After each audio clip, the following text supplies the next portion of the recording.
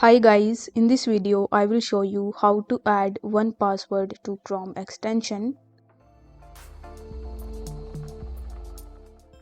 So first of all you just have to open your Chrome web browser and then you just have to click on these three dots in the top right hand corner of the screen. After that you need to hover over to extensions and then you need to click on the option of visit Chrome web store. Once done, you will be landed on Chrome Web Store where you are going to see this search bar in the top.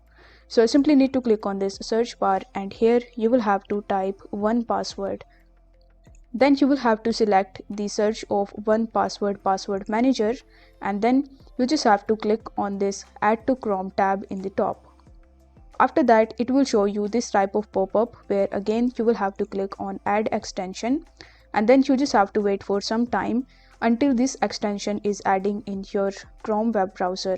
Now once it is installed successfully, it will show you that 1password is added in your Chrome.